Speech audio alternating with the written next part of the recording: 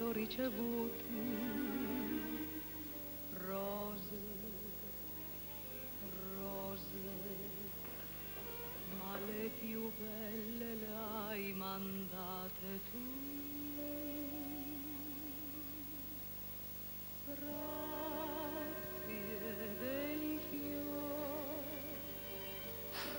Qu'elle se fasse attendre encore un quart d'heure et je m'en vais. Il fait un froid de tous les diables. Patience, Altesse. Patience. Elle devait sortir de chez sa mère à minuit. Il est minuit et elle ne vient pourtant pas. Si elle ne vient pas, me dites que je suis un sot. Que la vieille mère est une honnête femme. Avec tout cela, je suis volé d'un millier de ducats. Nous n'avons avancé que moitié. Je réponds de la petite de grands yeux languissants, cela ne trompe pas.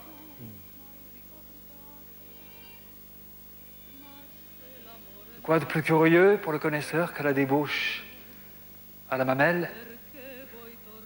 Voir dans une enfant de 15 ans la rouée à venir, habituer doucement l'imagination qui se développe à donner des corps à ses fantômes, à toucher ce qui l'effraie, à mépriser ce qui la protège. Cela va plus vite qu'on ne pense. Le vrai mérite est de frapper juste. Et quel trésor que celle-ci. Tout ce qui peut faire passer une nuit délicieuse à votre Altesse. Tant de pudeur, la médiocrité bourgeoise en personne. Point de fond dans les principes, rien qu'un léger vernis. Mais quel flot violent d'un fleuve magnifique sous cette couche de glace fragile et qui craque à chaque pas. Jamais je n'ai humé dans une atmosphère enfantine de plus exquise odeur de courtisanerie.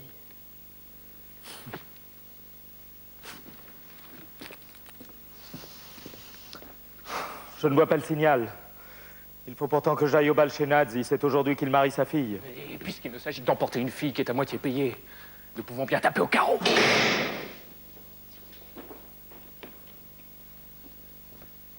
Il m'a semblé dans mon rêve voir ma sœur traverser notre jardin. Ce sera le bonhomme de frère pris de somnambulisme. Oh là, qui êtes-vous? Où est ma sœur? Que cherchez-vous ici? Ta sœur est dénichée, brave canaille. Tire ton épée et défends-toi, assassin que tu es. Halte là! Pas si vite. S'il y a des lois à Florence, parce qu'il y a de vrai et de sacré au monde, je me jetterai aux pieds du duc, et il vous fera pendre tous les deux. Au pied du duc? Oui, je sais que les gredins de votre espèce égorgent impunément les familles. Mais que je meure, entendez-vous, je ne mourrai pas silencieux comme tant d'autres. Si le duc ne sait pas que sa ville est une forêt pleine de brigands et de filles déshonorées, en voilà un qui le lui dira. Faut-il frapper, Altesse? Frappez ce pauvre homme. Allons donc. Va te recoucher, mon ami. Nous t'enverrons demain quelques ducats. C'est Alexandre de Médicis. Lui-même. Ne te vante pas de sa visite si tu tiens tes oreilles.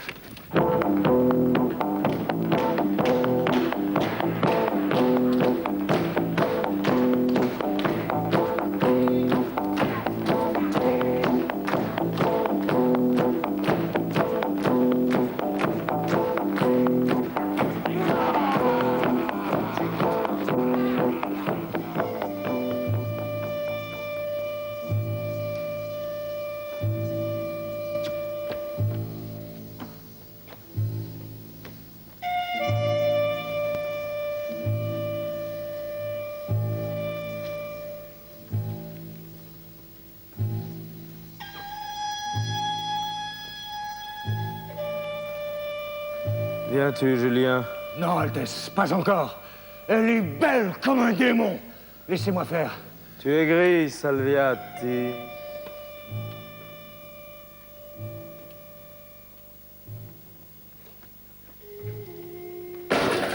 Quel est l'assommeur ici?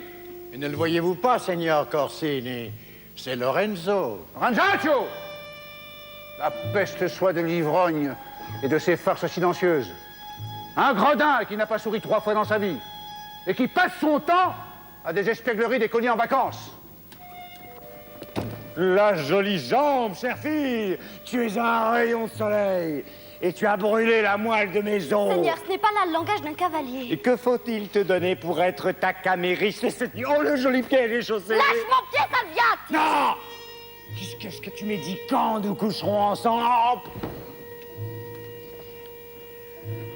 La petite Strozzi s'en va, rouge comme braise. Vous l'avez fâchée, Salviati. Basta! Colère de jeune fille. Et pli du matin.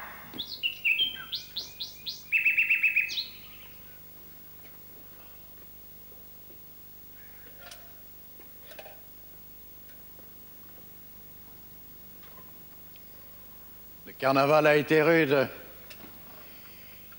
Ils ont gâté de la marchandise pour plus de 50 florins. Dieu merci, les Strozzi vont payer. Les Strozzi.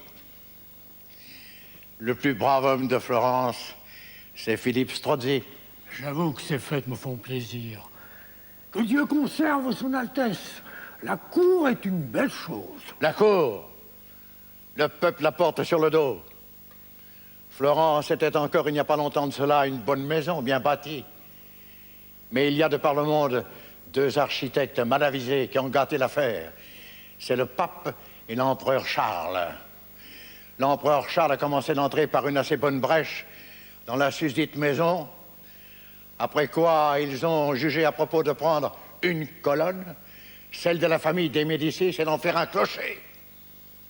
Et puis, comme l'édifice branlait au vent, on a remplacé le pilier devenu clocher par un gros pâté informe fait de boue et de crachats. Et on a appelé cela la citadelle. C'est en vertu du hallebarde qui se promène sur la plateforme qu'un bâtard, une moitié de Médicis, un butor que le ciel avait fait pour être garçon de boucher ou valet de charrue, couche dans le lit de nos filles, boit nos bouteilles, casse nos vitres. Et encore le péton pour cela. Il ne ferait pas bon dire cela dans toutes les oreilles. Et quand on me bannirait, comme tant d'autres, on vit à Rome aussi bien qu'ici.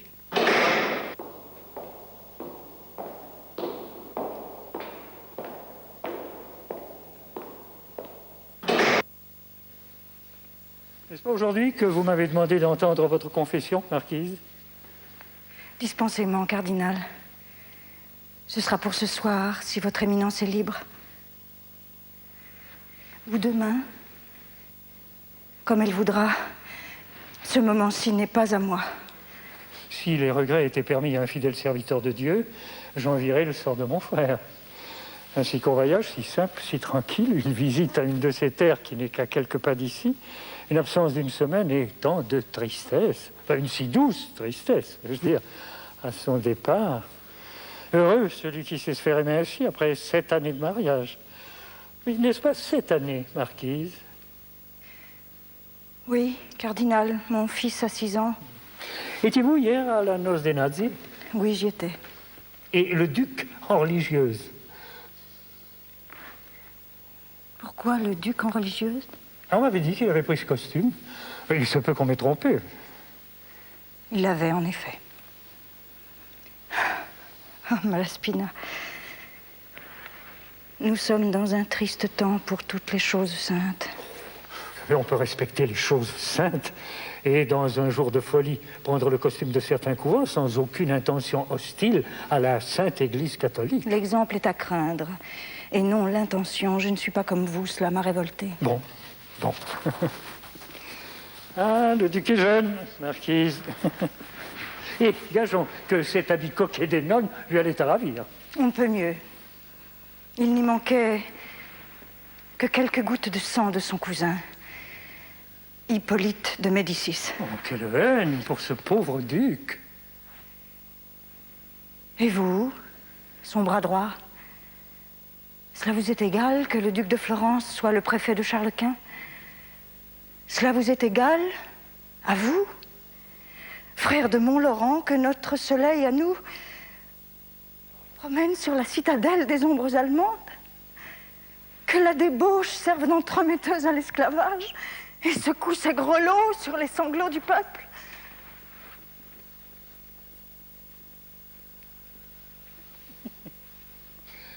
Agnolo, quoi de nouveau aujourd'hui? 7 lettres, monseigneur. Donne-la-moi. Hélas, éminence, c'est un péché? Rien n'est un péché quand on obéit à un prêtre de l'Église romaine. Ou vous serez à moi, ou vous aurez fait mon malheur, le vôtre et celui de nos 2 maisons. Le style du duc est laconique, mais il ne manque pas d'énergie. Que la marquise soit convaincue ou non, voilà le difficile à savoir. 2 mois de cours presque assidus, c'est beaucoup pour Alexandre. Et ça doit être assez pour Richard Archibald. Remets cela chez ta maîtresse. Tu es toujours muet, n'est-ce pas? Compte sur moi.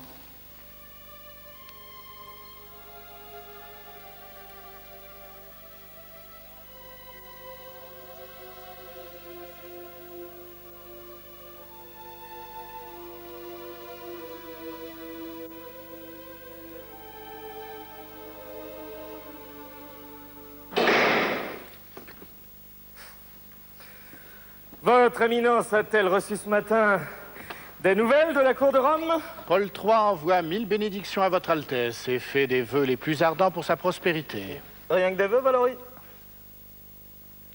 Sa sainteté craint que le duc ne se crée de nouveaux dangers par trop d'indulgence.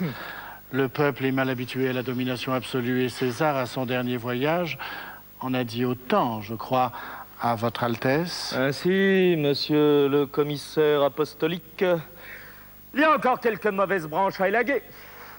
César et le pape ont fait de moi un roi, mais ils m'ont mis dans la main une espèce de sceptre qui sent la hache du milieu. Allons, voyons, Valorie, qu'est-ce que c'est?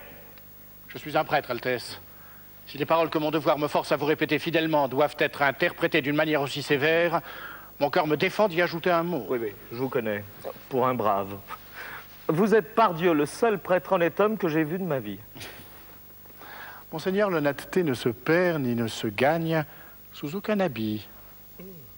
Ainsi donc, point d'explication. Voulez-vous que je parle, Monseigneur?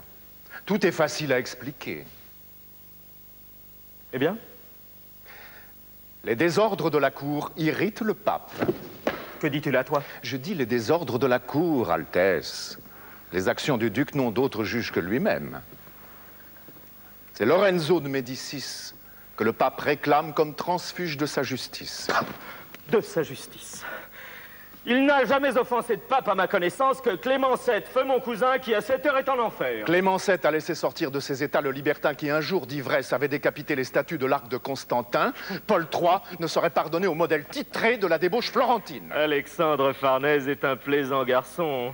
Si la débauche l'effarouche tant, que diable fait-il de son bâtard, le cher Pierre Farnèse, qui traite si joliment l'évêque de Fano? Cette mutilation revient toujours sur l'eau à propos de ce pauvre Renzo. Moi, je trouve ça drôle d'avoir coupé la tête à tous ces hommes de pierre. Je protège les arts comme un autre. Et j'ai chez moi les premiers artistes de l'Italie, mais je n'entends rien au respect du pape pour ces statues qu'il excommunierait demain si elles étaient en chair et en os. Lorenzo est un athée. Il se moque de tout. Si le gouvernement de votre Altesse n'est pas entouré d'un profond respect, il ne saurait être solide. Le peuple appelle Lorenzo Lorenzaccio. On sait qu'il dirige vos plaisirs et cela suffit. Paix! Tu oublies que Lorenzo de Médicis est cousin d'Alexandre. Cardinal. Écoutez un peu ces messieurs qui disent que le pape est scandalisé des désordres de ce pauvre Renzo, eux qui prétendent que cela fait tort à mon gouvernement.